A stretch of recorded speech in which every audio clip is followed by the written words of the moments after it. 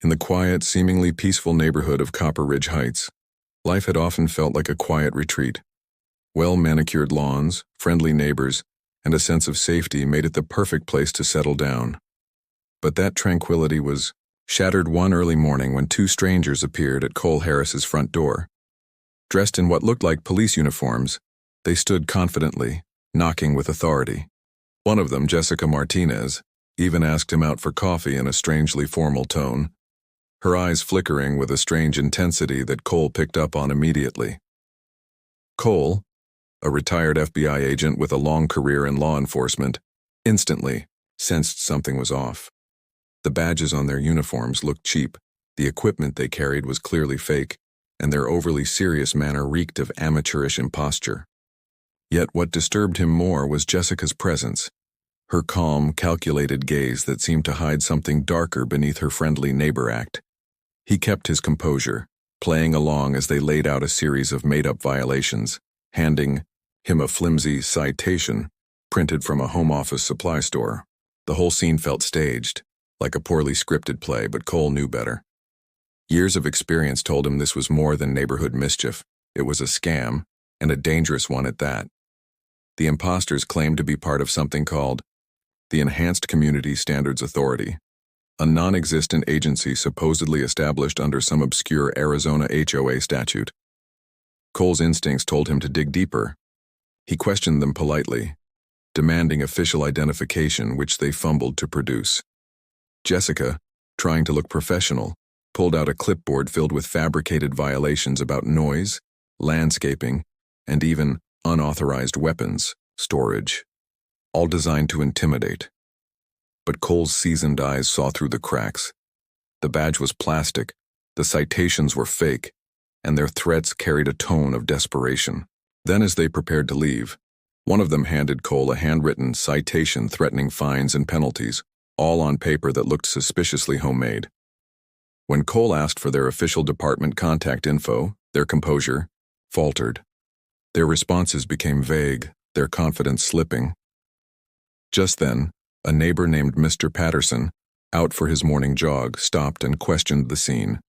His straightforward, no-nonsense attitude immediately exposed their deception. He snapped photos of their fake police van, further rattling the imposters. Unnerved, Jessica and Marcus, the man in charge, quickly retreated to their fake van, their plans unraveling before their eyes. Cole watched them go, realizing this was more than just a neighborhood prank. Their operation was organized, multi-state, and aimed at exploiting residents, especially the elderly, by issuing phony fines, intimidating them into paying money they didn't owe. His mind raced. This wasn't just petty crime. It was organized fraud, possibly linked to a much larger criminal network. He immediately contacted his old friend Ryan Nakamura, now a seasoned officer with Scottsdale PD. When Nakamura answered, Cole laid out what had happened. The truth hit hard. Marcus Thompson, the man impersonating a police officer, had a long criminal record involving fraud, impersonation, harassment, and scams. Jessica's background was equally troubling. No legitimate employment, obsessive posts about law enforcement, and multiple complaints from previous neighborhoods about stalking and intimidation. But the biggest shock came when Nakamura revealed something even more disturbing. Marcus was connected to Vincent Walsh, a slick, well-dressed man who claimed to be a senior standards enforcement coordinator from a non-existent Arizona agency. Walsh's company, Arizona Community Standards Consulting, was a complete fake. No registration, no license, no official authority, just a front for organized fraud. Over the next few days, Cole's suspicions grew. Jessica and Marcus returned, repeatedly, each time more confident, with increasingly elaborate costumes and paperwork. Walsh himself appeared, flashing false certificates, slick business cards, and a confident, menacing tone. He claimed to have full legal authority to conduct inspections, citing vague laws and waiving impossible-to-verify documents. Cole played their game, recording everything. When they attempted to seize his firearms or arrest him, he remained calm, knowing his rights. Marcus, in a desperate move, produced real handcuffs, trying to detain him on the spot. But just as the fake cuffs clinked shut, sirens blared outside. The real police arrived, Sergeant Maria Santos and her team responding to Cole's urgent call. The imposter's confidence evaporated instantly. Santos, a veteran officer with decades of experience, recognized their deception immediately. She handcuffed Marcus, read him his rights, and arrested him for impersonation, assault, and fraud. Jessica and Walsh's elaborate scam crumbled in front of everyone. What followed was a deep dive into a nationwide operation. The FBI's Organized Crime Division, and local authorities uncovered a sprawling criminal network. Vincent Walsh's operation stretched across 6 states, with a network of accomplices playing roles as fake inspectors, security officers, and enforcement agents. They used professional-looking vehicles, forged documents, and a sophisticated database of stolen personal information, targeting vulnerable elderly residents for financial gain. The evidence was staggering. Hidden behind Walsh's legitimate-looking office, authorities found files on hundreds of victims, social security numbers, bank details, and personal records. They had been systematically terrorizing seniors, demanding thousands of dollars in fake fines, threatening eviction, seizing property, and stealing identities. The victims, often too ashamed or frightened to report, suffered emotional trauma. Some developed anxiety, depression, and paranoia. Families watched helplessly as years of savings evaporated. The federal investigation revealed that Walsh's operation was a business model, replicated across multiple states, designed to exploit trust in authority figures. Fake building inspectors, false fire marshals, counterfeit health officials, they all played parts in a well-oiled machine that siphoned millions from unsuspecting residents. As the law closed in, Walsh and his team faced relentless prosecution. Walsh received an 18-year federal sentence with over $2 million in restitution ordered for victims. Marcus Thompson, who had assaulted Cole and tried to impersonate an officer, got 8 years, and Jessica Martinez was sentenced to 4 years probation, community service, and mandatory psychological counseling. The impact was profound. Victims received compensation, and communities across the country took action to protect their residents. Educational programs and neighborhood watch initiatives were launched, making residents aware of the signs of fake authority. Cole became a key consultant for the Department of Justice, helping craft training modules and outreach campaigns to prevent others from falling into the same trap. In Copper Ridge Heights, the community transformed. They established an honest, transparent HOA with elected leaders and open communication. Mrs. Bennett, once a victim, became the community's safety coordinator, helping other neighborhoods develop defenses against similar scams. As Cole sat on his porch watching the peaceful street he loved, he reflected. The imposters had thought they could hide behind fake badges and lies, but they had underestimated the power of real law and experience. He knew that these criminals could wear masks, but truth and justice would always shine through.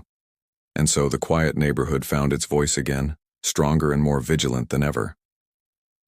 Cole Harris, once a lone retired agent, had become a protector, not just of his community, but of all those vulnerable to deception. The game had begun and he was determined to win. Certainly. Here's a compelling, long, continuous story that picks up immediately after the previous chapter, with engaging twists, suspense, and simple yet powerful language. I will make sure it flows seamlessly and keeps the reader hooked from start to finish, focusing solely on the story itself. The Game of Shadows, Part 2. Cole Harris watched the fake police van pull away in slow, deliberate movements like a predator retreating after a hunt. The moment they disappeared around the corner, he felt the adrenaline fade, replaced by a growing fury. These weren't just some pranksters in costumes. They were dangerous criminals operating a sophisticated scheme, and they had just stepped into his home with the false authority of law. He grabbed his phone and quickly dialed Nakamura. The old friend picked up on the first ring, voice sharp with concern. "They're more organized than I thought," Cole said, voice low. "That wasn't just some neighborhood scam. These guys are running a network, and they're targeting elderly residents in multiple states. I need everything you can find on those imposters, names, backgrounds, connections." I think we're looking at a big operation. There was a pause. Nakamura's voice turned serious. I've already started digging. Marcus Thompson has a long record, mostly fraud and impersonation. Jessica's no better, no legitimate employment, obsessive about law enforcement, and previous harassment complaints. But Walsh is the real key. He's connected to a company that doesn't exist. No license, no registration, just a front for organized crime. They're not just fake inspectors. They're a full-blown scam. Cole's mind raced. And they're not just after money, they're exploiting fear, especially among seniors. They're stealing identities, threatening eviction, demanding payments for fake violations. It's a crime wave disguised as community enforcement. Exactly, Nakamura replied. And I've got a feeling Walsh is the mastermind. We need to go beyond local police and get federal agents involved. This is bigger than anything we imagined. Cole hung up and immediately contacted his old FBI colleagues. Within hours, the investigation expanded. Federal agents arrived, uncovering a web of deception spanning 6 states, with hundreds of victims. Walsh's operation used fake documents, counterfeit vehicles, and a network of accomplices to carry out their schemes. They had fabricated certificates, forged citations, and created a false sense of legality that tricked even the most cautious residents.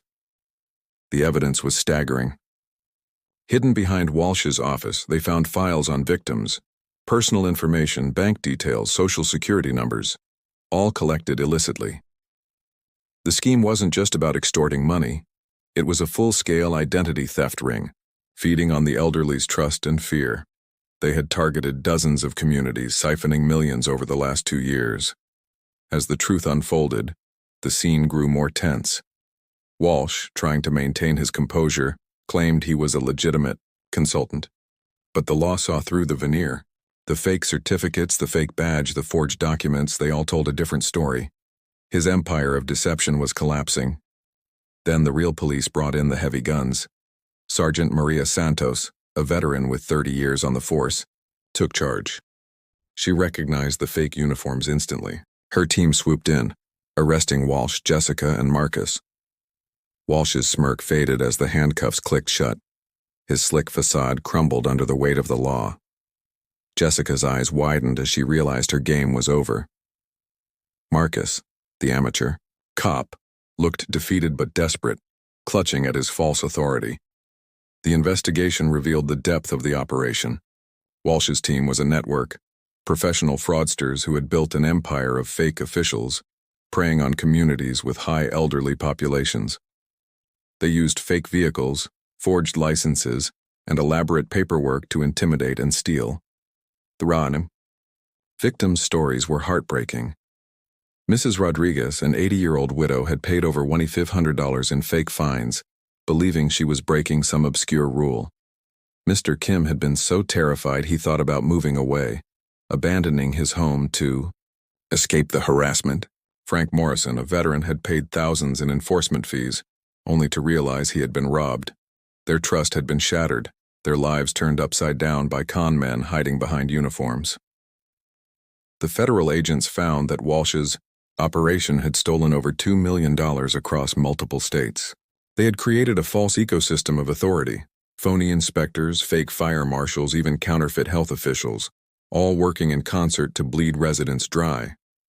As Walsh was led away, he tried to claim he was just a consultant, but it was too late. The law had caught him. The evidence was overwhelming. His empire of lies would now fall, and he'd face decades behind bars. But the story wasn't over. The investigation revealed something even darker. Walsh's operation had deep ties to stolen identities. They had access to personal data, social security numbers, bank info, even healthcare records. It was a full-blown identity theft ring, and the victim's suffering was far from over. The authorities worked tirelessly, returning stolen money, offering support to victims, and developing new ways to spot fake authority schemes. They educated communities on how to verify real officials and recognize deception. Cole, once a simple retiree, found himself at the heart of a national effort to combat organized fraud. using his experience to help law enforcement train officers and protect the vulnerable. In Copper Ridge Heights, the community slowly rebuilt. They formed a genuine HOA, with transparent elections and open communication. Mrs. Bennett, who had been targeted herself, became their safety coordinator, educating neighbors about the warning signs of scams. Neighbors looked out for each other, sharing information and making sure no one fell prey again. Cole sat back on his porch that evening, gazing across the peaceful street. The imposters had thought they could hide behind fake badges and lies, but they had grossly underestimated the power of truth and justice. Their empire of deception had crumbled, replaced by a community that was stronger, wiser, and more vigilant. He knew this was just the beginning. There would always be shadows lurking, people disguising themselves as authority figures, criminals trying to manipulate trust for profit or power. But as long as honest men and women stood ready, the shadows would never win. And Cole Harris, the retired FBI agent turned community protector, would be there, ready to face whatever came next. Would you like me to continue with the next chapter or develop specific parts further? The handcuffs clicked shut with a cold finality, but Marcus Thompson's eyes burned with a desperate, unyielding fire. His lips curled into a bitter smile as he stared at Cole Harris, knowing the game was over but refusing to accept defeat. Walsh's slick grin had vanished, replaced by a look of cold fury and silent threat. Jessica's trembling hands clutched her purse tightly, her mind racing for any way out, any last trick to escape the inevitable. Suddenly, a loud crash shattered the tense silence. From the back of the fake police van, a hidden compartment swung, open with a heavy thud. Out stepped a tall figure cloaked in shadows, a silhouette that seemed to absorb the dim streetlight. The figure moved swiftly, almost like a predator stalking its prey, and in a flash the shadows revealed a familiar face. Detective Elena Reyes, a sharp-eyed officer known for her relentless pursuit of organized crime. Her voice cut through, the chaos sharp and commanding. "Everyone stay where you are, nobody move." Her gun was steady, her eyes scanning every face, every shadow. This operation isn't just a scam, it's a criminal empire built on deception, theft, and fear, and it ends tonight. Walsh's eyes widened in shock. His elaborate web of lies was unraveling faster than he could blink. Jessica's face went pale. Marcus, still snarling, made a last desperate attempt to resist, but Elena's team was already closing in. In that moment, Walsh's facade cracked, his calm, confident exterior shattered as the truth spilled out. "You don't understand," he hissed. "This isn't just about money. It's about power. I have people who answer to me. If I go down, they'll come after everyone you love." Elena stepped closer, her voice unwavering. "We've heard enough threats, you're done." Her voice hardened as she signaled her team to secure the scene. "This operation has been dismantled, and all of you are under arrest. You've hurt too many people, robbed innocent seniors, stolen their peace, and shattered lives." But Walsh's eyes flickered with a sinister gleam. "You think this is the end? No, this is just the beginning. You've only scratched the surface. There are others, more dangerous than us, waiting in the shadows, ready to take our place. And when they come, they won't stop. They'll wipe you out." A chilling silence fell. Cole looked at Walsh, realizing the man's words weren't empty threats. They were warnings. This wasn't just a scam. It was a piece of a much larger, darker puzzle. A network of criminals hiding behind masks of authority, lurking silently, waiting for the right moment to strike back. As Elena's team readied to take Walsh away, a sudden siren blared in the distance. From the shadows behind the squad AI, sleek black car screeched to a halt. Out stepped a tall figure, dressed sharply with a cold, calculating look. The man's eyes locked onto Walsh, then shifted to Cole. "Impressive work," the stranger said, voice smooth and commanding. "But this is only a small part of something much bigger. You've uncovered the tip of the iceberg. Trust me, Walsh. Isn't the mastermind. He's just a pawn, one of many. And if you think this is over, you're wrong." The room grew tense. Cole's heart pounded. Who was this stranger? And what did he mean by bigger? Before anyone could respond, the man reached into his coat and pulled out a small device. A series of encrypted messages flashed on the screen, proof of a vast underground network connected to corrupt officials, law enforcement, and even powerful business figures. "Look at this," the man said coldly. "They've been controlling communities, manipulating laws, and stealing identities for years. Walsh was just a piece, an expendable one. The real players are still out there, waiting, watching, ready to strike again." Suddenly, the lights flickered. Shadows danced across the walls as a hidden alarm blared, a silent warning that the enemy was closer than anyone realized. The stranger's eyes narrowed. "You've won this battle," he whispered, "but the war is far from over." In that instant, chaos erupted. Men in dark suits burst through the shadows, armed and relentless. The police scrambled, trying to contain the new threat. Walsh, still handcuffed, spat out curses, realizing the nightmare wasn't ending, it was only beginning. As Cole backed away, heart pounding, he saw the truth unfold before him. This wasn't just about fake cops and scams. It was a battle for control of entire communities, a war fought in shadows, with lives hanging in the balance. The criminals had layers, deep, tangled, and deadly, and somewhere in the darkness, waiting patiently, were those who pulled the strings from behind the curtain. This was a fight for justice, yes, but also a test of faith. Could they expose the true evil lurking in the shadows? Or would the darkness swallow everything whole? Cole knew one thing for sure: the moment of truth had arrived, and there was no turning back. Would you like me to continue further or add specific twists?